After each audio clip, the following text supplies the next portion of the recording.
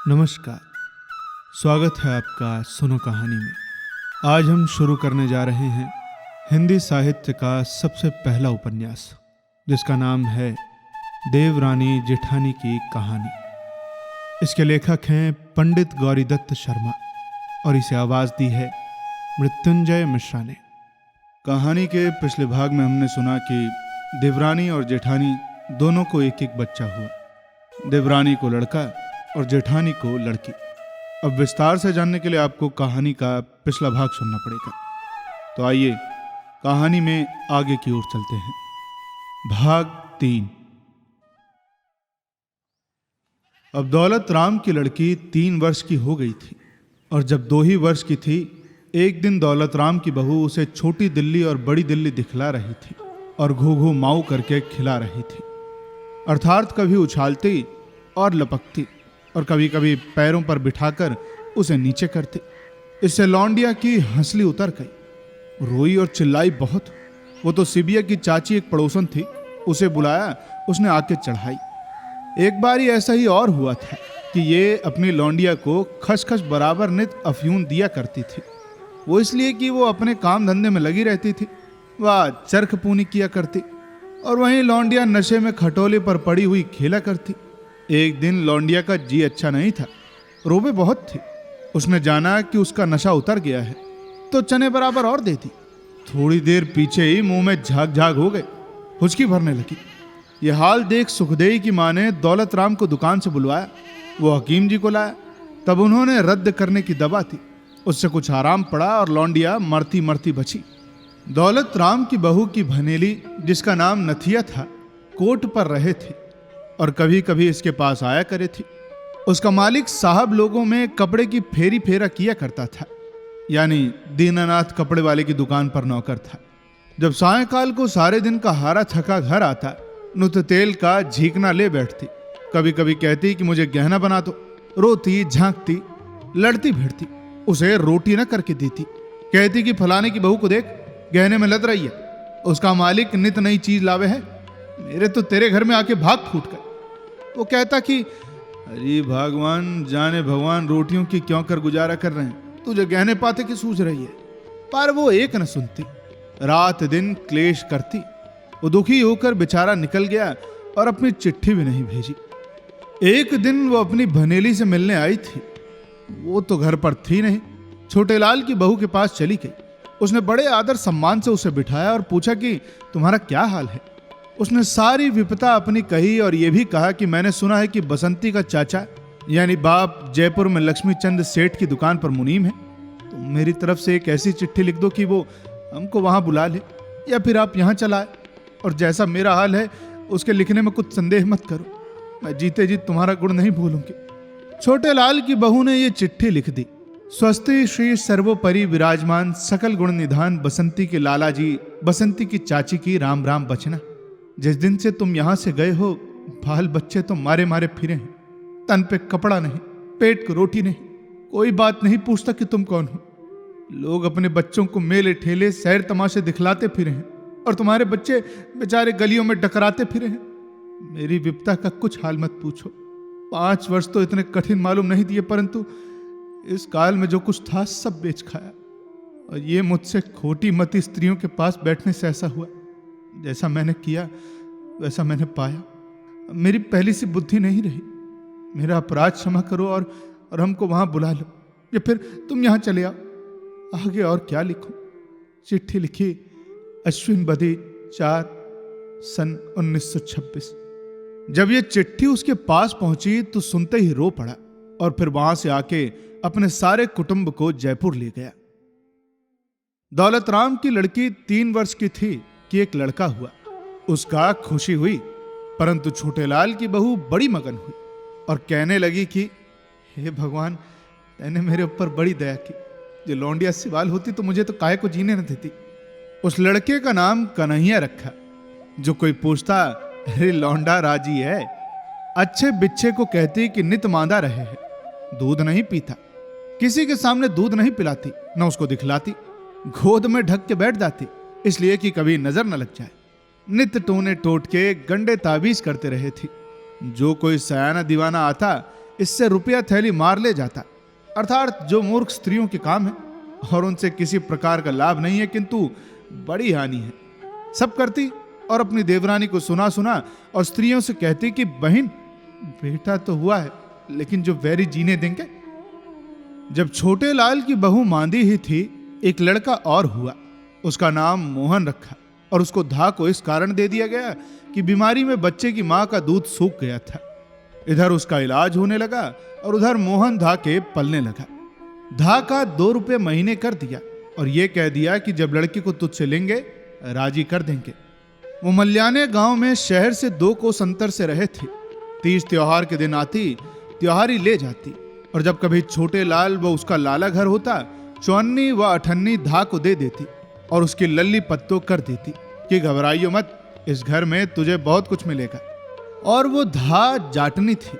उसका जाट लाला की दुकान पर 65 के दिन घी बेचने आया करे था। सो लाला उससे भी कह दिया करे था कि भाई, हमारे तुम्हारे घर की सी बात है और वो लौंडा तो तुम्हारा ही है, उसको राजी रखना। छोटे लाल की बहू को तो जब ही आराम हो गया था। 5वें वर्ष लड़के को धा से लेने की सलाह छिड़ी। एक दिन मुहूर्त दिखला के उस जाट से कह दिया कि फलाने दिन तुम दोनों 4 घड़ी दिन चढ़ के लड़के को लेके चले आओ। वो आ गए। 25 रुपए और दोनों जाटनी और जाट को 5 कपड़े और 1 रुपया उसकी भगन आदि को देके छोटे लाल की बहू ने जाटनी की गोद में से लड़के को अपनी गोद में ले लिया।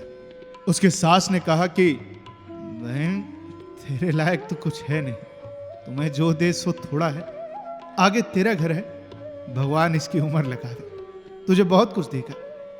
बहू की गोद में लड़का रोने लगा और कहने लगा कि नहीं, मैं तो अपनी माँ के पास जाऊंगा। सबने कहा कि यही तेरी माँ है, लेकिन वो ना माना और जाटनी की गोद में आ गया और कहने लगा कि माँ, घर को चल।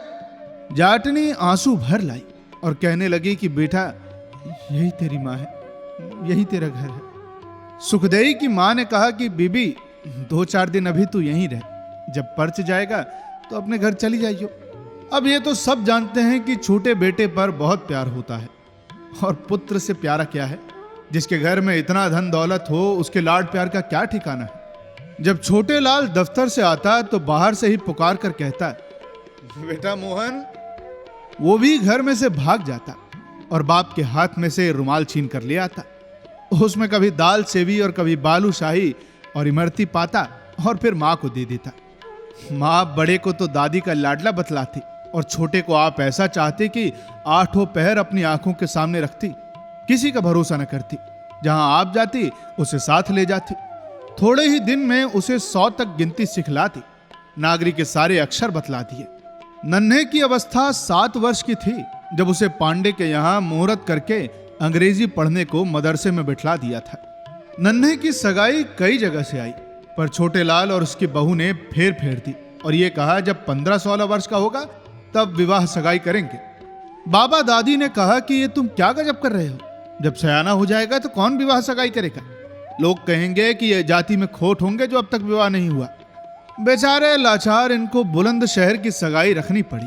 और जिस दिन सगाई ली गई और नन्हे टीका करवा के उठा तो दौलत राम की बहू उसी समय बाहर से आग लाई, चक्की पीसने बैठी, सिर धोया और अपनी मरी मां को याद कर बहुत रोई, यानी कि अपशगुन कर रही थी। सबने बुरा कहा और दौलत राम भी बहुत गुस्सा हुआ। छोटे लाल की बहू की मामा की बेटी दिल्ली से मेरठ में विवाही हुई आई थी। उसकी बेटी जब 9 वर्ष की थी, कोयल में शिवलाल बनिया के बेटे से विवाही गई थी और उसके भी एक ही बेटा था। वो एक दिन कोठे पर खड़ा पतंग उड़ा रहा था और पेच लड़ा रहा था। ऊपर को दृष्टि थी, आगे जो बढ़ा तो धड़ाम दे तिमंजिले पर से नीचे आ रहा और पत्थर पर गिरा। हड्डियों का चकनाचूर हो गया। सिर में बहुत चोट लगी। 2 दिन जिया और फिर तीसरे दिन मर गया। सो दिल्ली वाली की लौंडिया 10 वर्ष की अवस्था में विधवा हो गई थी। किरपी नाम था उसका। बड़ी भोली भाली लड़की थी। ऊपर को निगाह उठा के नहीं देखे थे। अपनी मासी से विष्णु सहस्त्र नाम पढ़ लिया था। नित पाठ किया करे थी और जाप करे थे। कथा वार्ता सुनते ही रहे थे। कार्तिक और माघ नहाती, चंद्रायण के व्रत करती। मां ने तुलसी का विवाह और अनंत चौदस का उद्यापन करवा दिया था। जगन्नाथ और बद्रीनाथ के दर्शन भी कराए थे। कभी कभी अपनी माँ के पास मासी से मिलने आया करे थी। वो इसे देख देख बड़ी दुखी होती और अपनी बहन से कहती कि देखो ना, अभी इस लौंडिया ने देखा ही क्या है। ये बेचारी क्या जानेगी कि मैं भी जगत में आई थी। किसी के जी की कोई क्या जाने, इसके जी में तो क्या क्या आती होगी। इसकी साथ की लौंडिया अच्छा खावे हैं, पहने हैं, हंसे हैं, बोले हैं, अरे गावे हैं, बजावे हैं। क्या इसका जी नहीं चाहता होगा? 7 फेरों की गुनाहगार है बेचारी। अरे पत्थर तो हमारी जाति में पड़े हैं। मुसलमानों और साहब लोगों में तो दूसरा विवाह हो जाए, और अब तो बंगालियों में भी होने लगा। जाट, गुजर, नाई, धोबी, कहार, अहिर, ये सब आदमियों में तो दूसरे विवाह की कुछ रोक टोक नहीं। आगे तो धर्मशास्त्र में भी लिखा है कि जिस स्त्री का उसके पति से संभाषण नहीं हुआ हो और विवाह के पीछे पति का देहांत हो जाए तो वहां पुनर्विवाह योग्य है, अर्थात उस स्त्री का दूसरे विवाह कर देने में कुछ दोष नहीं। वो सुन के कहने लगी, फिर क्या कीजिए बहन, लौकिक के विरुद्ध भी तो नहीं किया जाता। दौलत राम की लौंडिया मुलिया ने कनागतों में गोबर की सांझी बनाई। दीवे बले मोहल्ले की लौंडिया इकट्ठी हो जाती और ये गीत गाती, सांझी री क्या ओढ़े क्या पहने की, काहे का शीस गुदवावे की, सालू ओढ़ूंगी मसर पहनूंगी, सोने का शीस गुदवाऊंगी। जब गीत गा लेती तो लौंडियों को चोले बांटे जाते। नन्हे और मोहन भी कभी कभी लौंडियों के पास चले जाते और उनके साथ गीत गाते। उसकी मां कहती कि ना मुन्ना, लौंडे लौंडियों के गीत नहीं गाते हैं। एक दिन बड़ा भाई तो चला आया था, लेकिन छोटा भाई वहीं बैठा रहा। नींद जो आई तो पढ़ के सो गया। जब लौंडिया गीत गा के चली गई और मोहन घर नहीं गया तो उसकी मां आई, देखा तो धरती पर पड़ा सोवे है, गोद में उठा के ले गई। घर जाकर देखा तो एक हाथ में कड़ा नहीं और चोटी के बाल कतरे हुए हैं। उसने अपनी सास से कहा, बहू तेरी कोस कटाई हुई, भगवान जाने किसने लिया और ये काम किसने किया, क्योंकि बाहर से भी तो बड़ी लौंडिया आई थी। परंतु दौलत राम की बहू का नाम हुआ और निसंदेह ये थी भी खोटी। जब कभी लौंडे लौंडियों के साथ खेलते हुए ताई ताई करते इसके घर जाते, मुंह से न बोलती, माथे में तिल बल डाल लेती। अब भला बालकों में क्या वैर विषाद है, ये तो भगवान के जीव हैं, इनसे तो सबको मीठा बोलना चाहिए। जब कभी लौंडिया मुलिया दीदी के पास जाती, चाची पुकार लेती, प्यार करके अपने पास बिठाती। जो चीज लौंडों को खिलाती पहले इसको देती और बेटों को बराबर चाहती। लौंडिया को अपने हाथ से गुड़िया बना दी थी, कातने का रंगीन चरखा मंगा दी थी और लौंडियों के साथ इसको भी सीना सिखलाती और एक एक दो दो अक्षर बतलाती जाती। जब लौंडी लारों को दुकान से पैसा पैसा रोज मिला करे था, दौलत राम की बहू ने एक गुल्लक बना रखी थी। सो कन्हैया और मुलिया के पैसे उसी में गिरती जाती। वर्ष दिन पीछे जो गुल्लक को तोड़ा तो उसमें 11 रुपए निकले। सो मुलिया की झांबर बनाती। इन बातों में तो बड़ी चतुर थी। और भी इसने इसी प्रकार से 100 रुपए जोड़ लिए थे और वो ब्याजू दे रखे थे। वहीं छोटे लाल की बहू ने 1 पैसा भी नहीं जोड़ा था। जो लौंडे लाए सब खर्च करा दिए। इस कारण केवल जोड़ने और जमा करने के विषय में दौलत राम की बहू सराहने योग्य थी। एक दिन मोहन संध्या समय खेलते खेलते घर में से बाहर चला आया। दिवाली के दिन थे। एक जुआरी ने, जो कि देखने में भला आदमी दिख पड़े था, आते ही मोहन को गोद में उठा लिया और कहा कि तेरे बाबा ने तुझे खांड के खिलौने देने को बुलाया है और आज बाजार में बड़ा तमाशा होगा। वो बेचारा बालक ही तो था। बोला कि मैं अपनी माँ से पूछा। उसने कहा कि मैं तेरी माँ से पूछ आया हूं, तुझे तमाशा दिखा के छोड़ जाऊंगा। जाड़ा जाड़ा कह के उसे अपनी चादर में दुबका लिया और जंगल को ले गया। अंधेरी रात थी। चिम्मन तिवाड़ी के बाग में ले जाके उससे बोला कि तुम मुझे अपना गहना दे दो। वो बेचारा रोने लगा। फिर उसने कहा कि जो रोवेगा तो गला काट के कुएं में गिर दूंगा। अब भैया तुम जानो, अपनी जान तो सबको प्यारी है। बेचारा बालक डर गया और चुप हो रहा। उसने इसके कड़े, बाली और तगड़ी उतार ली और बाएं हाथ की उंगली में जो सोने की अंगूठी थी उसको ऐसे दांतों से किचकिचा कर खींचा कि उंगली में लहू निकलने लगा। फिर इस निर्दयी ने उस बालक से पूछा कि तू मुझे पहचाने भी है? उस बेचारे ने कहा कि नहीं। ये सुन और उसे एक गड्ढे में धक्का दे चंपत हुआ। इधर जब दिए जल गए और मोहन घर नहीं आया तो वहां तला बेली पड़ी। दादी मोहल्ले के लौंडों के घर पूछने गई। उन्होंने कहा कि वो एक आदमी के साथ तमाशा देखने दुकान गया है। दुकान को आदमी दौड़ाया गया कि वहां कहां था। ये खबर सुनते ही लाला और दौलत राम दोनों उठे चले आए और छोटे लाल भी घर आ गया। मोहल्ले और सारे शहर में ढूंढ फिरे, कहीं कुछ पता न लगा। फिर ये सलाह ठहरी कि कोतवाली में लिखवाओ और ढिंडोरा पिटवाओ। इसमें पहर भर रात जाती रही। स्त्रियां रोवें और चिल्लाएं, कभी गंगा जी का प्रसाद और कभी हनुमान के बायाने बोले, यानी बजरंग बाण। मर्दों के मुंह फक पड़ रहे, औरतों पर गुस्से हो कि लौंडे को इन्होंने खोया कि क्यों गहने पहनाया था, मोहन के जान इसके गहने ने ली। अब सबको यही संदेह हुआ कि किसी ने गहने की लालच गला घूंट के कुएं में गिर दिया। बड़े लाला ने जमादार से कहने से 5-7 पल्लेदार बुलवा, मशाले जलवा, सब दरवाजे से बाहर लोगों को देखने भेजा। बागों और मंदिरों के कुएं में कांटे डाल डाल सब जगह देखा। जब चिम्मन तिवाड़ी के बाग में पहुंचे, उस मशाल के साथ दौलत राम था। कुएं को देख जो ही आगे बढ़े और गड्ढे के पास को निकले तो दौलत राम के कान में किसी बालक के सुबकने का शब्द सुनाई दिया। उसने कहा कि ठहरो, इस गड्ढे में देखो। देखा तो एक और बालक सुबक रहा है। उसी समय हुसैनी पल्लेदार कूद पड़ा और मोहन मोहन कह उसे उठा लिया और ऊपर ले आया। जब देखा तो सारा शरीर लहूलुहान हो रहा है। इसका कारण यह था कि उस गड्ढे में एक कीकड़ का पेड़ था। जब उस निर्दयी ने धक्का दिया तो वो कांटों पर जाकर गिरा था। फिर उसे घर ले आया। बाबा ने देखते ही छाती से लगा लिया। लोगों ने कहा कि लाला साहब, मोहन का तो नया जन्म हुआ है। लाला ने पूछा कि मुन्ना तुझे कौन ले गया था? उसने सारा हाल बताया और कहा कि मैं उसे पहचानता नहीं। लोग बोले कि यही बात अच्छी हुई। फिर मोहन को घर में भेज दिया। माँ दादी सब गले लगा के बहुत रोई। इतने में छोटे लाल भी, जो मशाल लेके ढूंढने गया था, आन पहुंचा और मोहन को देख बड़ा आनंद हुआ। दौलत राम की बहू भी सबके सामने कहने लगी कि अब जाके मेरी जी में जी आया, भगवान ने बड़ी दया की। परंतु भैया, मन की बात परमेश्वर ही जाने। लाला ने उसी दिन सब लड़की बालों के कड़े बाली उतरवा दिए और कह दिया कि फिर कोई नहीं पहनने पावे। अगले दिन 5 रुपए के लड्डू मोहल्ले और बिरादरी में बांटे गए और कुछ दान पुण्य भी कराया। दौलत राम की लड़की का संबंध अतरौली में चुन्नी लाल कसेरे के बेटे से हुआ था। उन्हीं दिनों किसी ने लाला सर्वसुख जी से कहा कि लाला जी, ये तुमने कहां सगाई कर दी? अरे वो तो तुम्हारे बराबरी के ही नहीं है, बारात भी हल्की लावेंगे। उन्होंने ये उत्तर दिया था कि भाई, मैंने तो घर भर दोनों अच्छे देख लिए हैं। उनका बड़ा कुटुंब है, सादा चलन है, लड़का लिखा पढ़ा है, दुकान का कारोबार अपने हाथ से करे है और बड़ा चतुर है। रुपया पैसा तो किसी की जाती नहीं, ऊपर की टीप टाप अच्छी नहीं होती। मनुष्य को चाहिए कि जितनी चादर देखे उतने पांव पसारे। मुझे ये बात अच्छी नहीं लगती।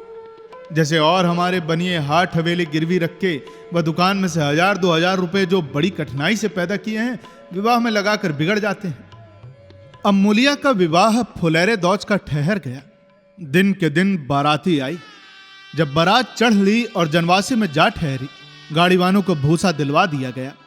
51 रुपए नकद, सोने के 5 गहने, 300 रुपये की मालियत, 5 बर्तन, जरी का जामा, 1 घोड़ा और पालकी यहां से खेत में गए। जब खेत दे के लौटे तो ये कहते आए कि लाला साहब, जीमने की जल्दी करो, 10 बजे से पहले की फेरे हैं, ऐसा न हो कि लगन टल जाए। जब बारात जीमने को आई तो नौशा इसलिए नहीं आया कि क्वारे नाते नहीं जिमाते हैं। सत पकवानी हुई थी।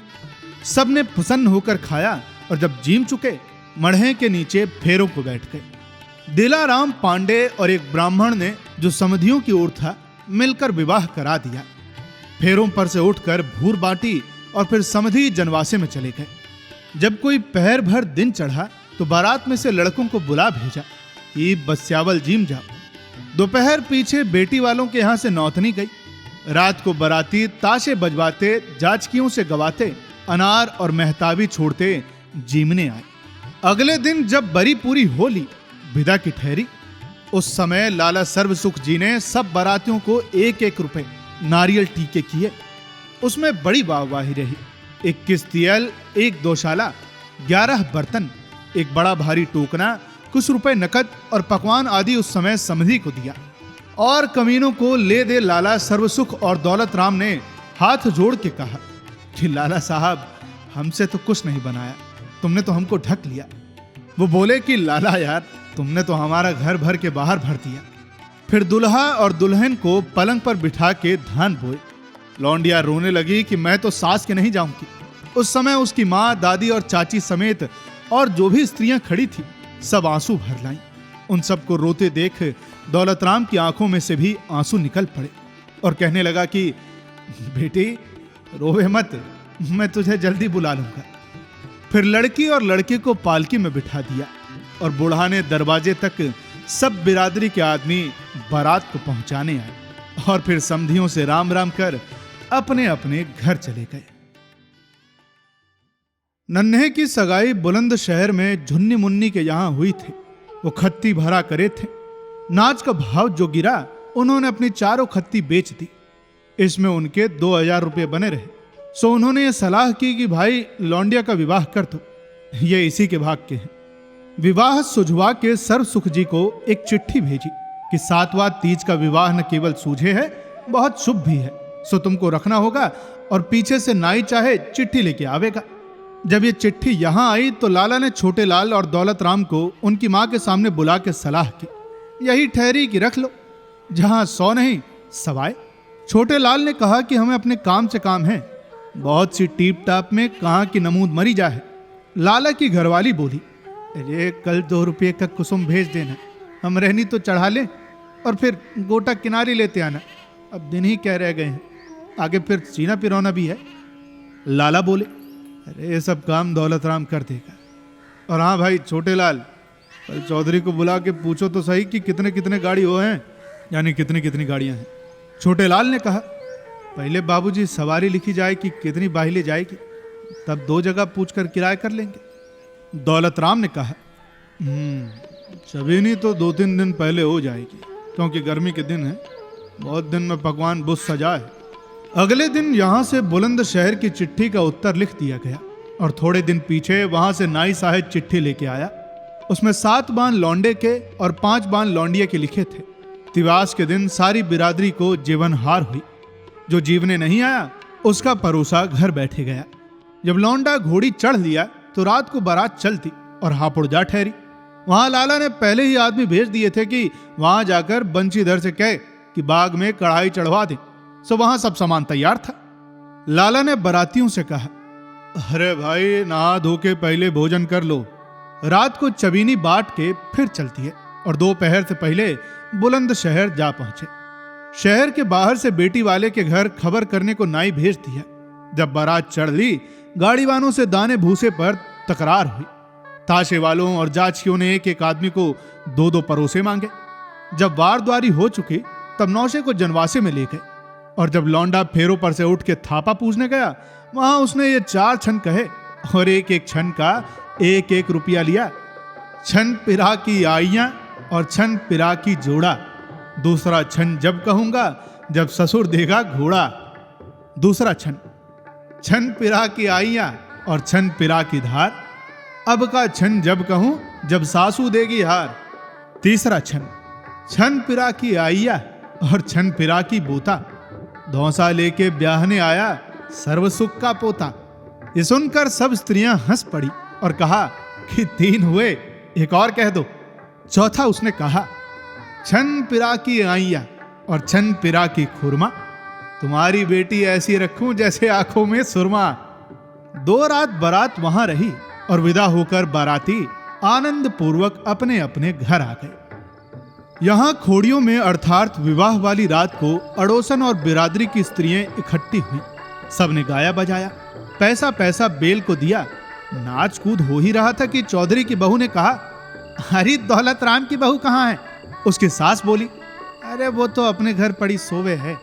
उसने कहा, अरे यहाँ क्यों नहीं आई, कहीं लड़ी तो नहीं थी?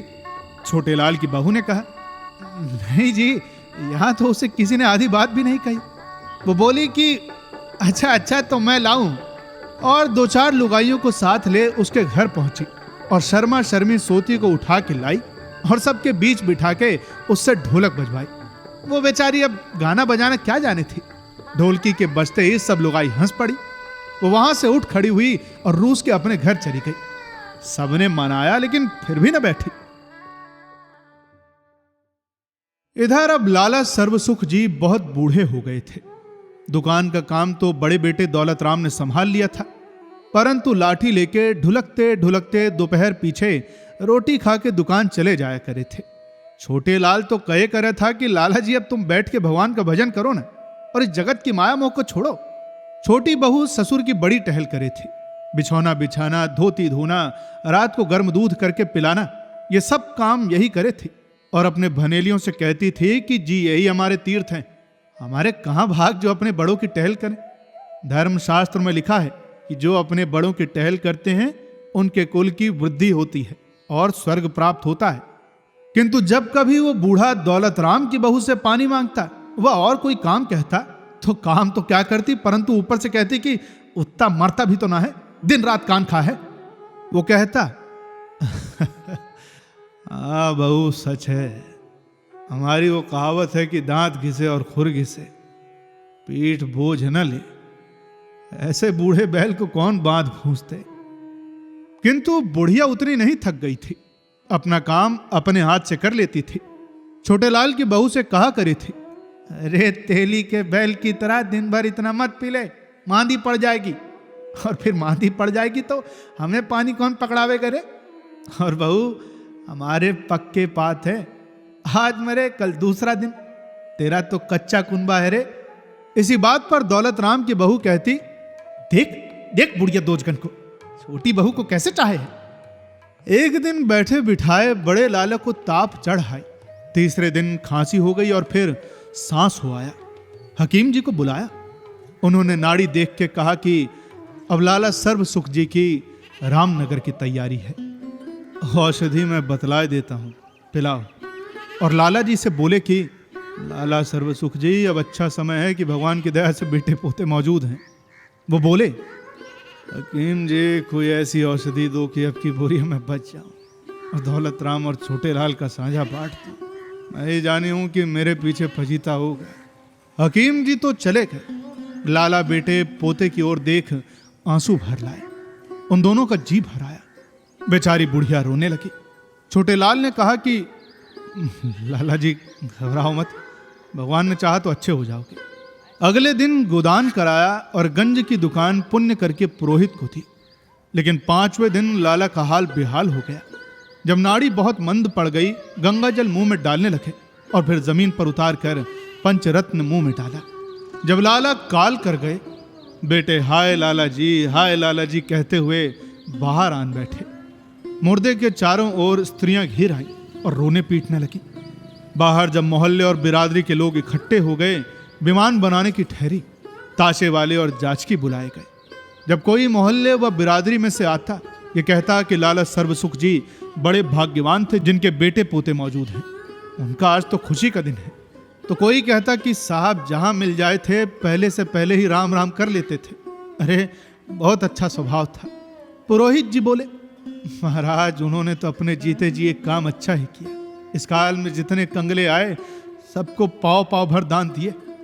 जब दोनों भाई भद्र हो चुके, पिंजरी को उठा अंदर ले गए और मुर्दे को नहला धुला तख्ते पर रख दिया और एक दोशाला ऊपर डाल दिया और जरी की झालर ऊपर लगाई।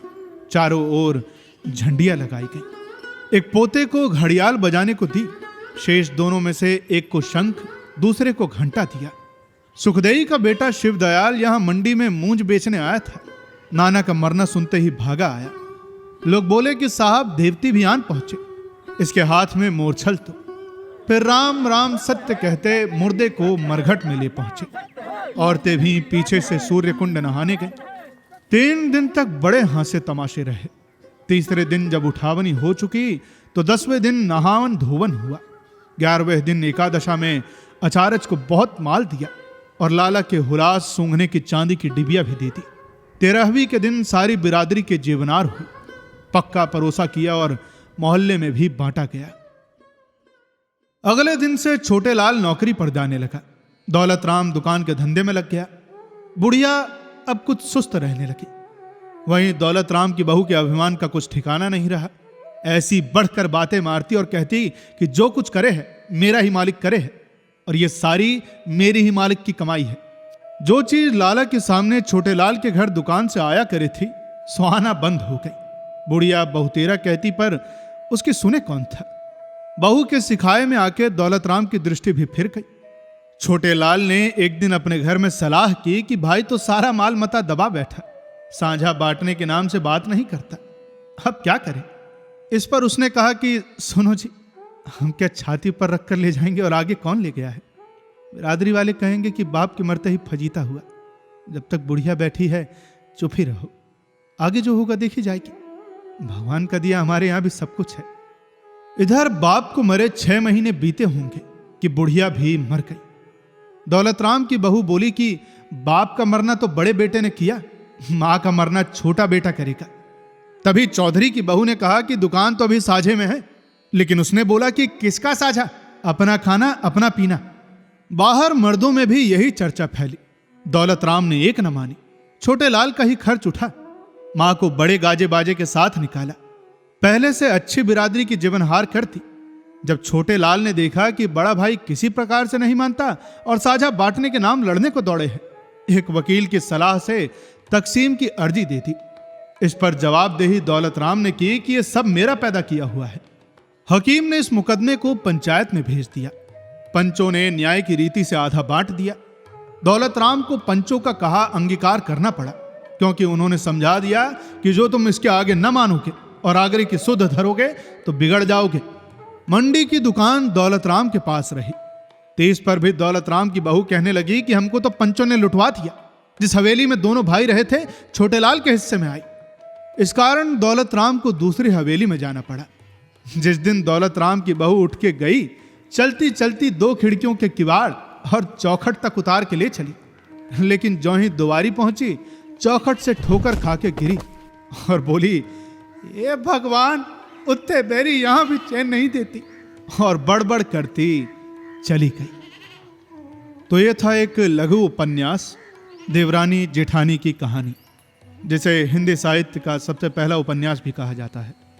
हालांकि कुछ लोगों का मत है कि परीक्षा गुरु है। जल्द ही उसे भी आपके सामने लाएंगे। आपको ये उपन्यास कैसा लगा हमें कमेंट बॉक्स में बताना ना भूलें।